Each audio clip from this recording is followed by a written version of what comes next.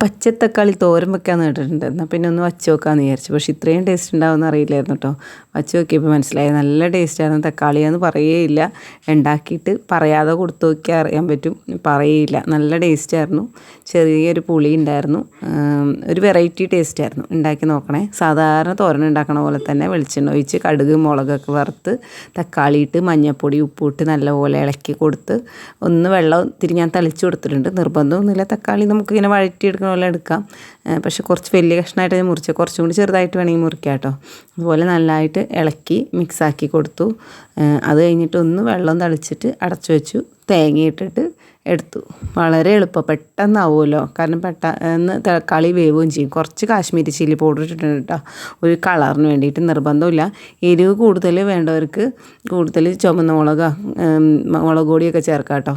Just ഇത്ര ഒന്ന് തളിച്ചേ കൊടുത്തിട്ടുള്ളൂ ഞാൻ. കുറച്ച് വലിയ കഷ്ണമായതുകൊണ്ടാണ് കേട്ടോ. കുറച്ച് വേവുണ്ടല്ലോ തക്കാളിക്ക്. എന്നിട്ട് നല്ലപോലെ മിക്സാക്കിയിട്ട് അടച്ചു വെച്ചു. അത് കഴിഞ്ഞിട്ടാണ് തുറന്നിട്ട് തേങ്ങ ഇട്ട് കൊടുത്തത്. നമുക്ക് കുറച്ച് കൂടുതൽ തേങ്ങ ഇട്ട് കൊടുത്തു കേട്ടോ.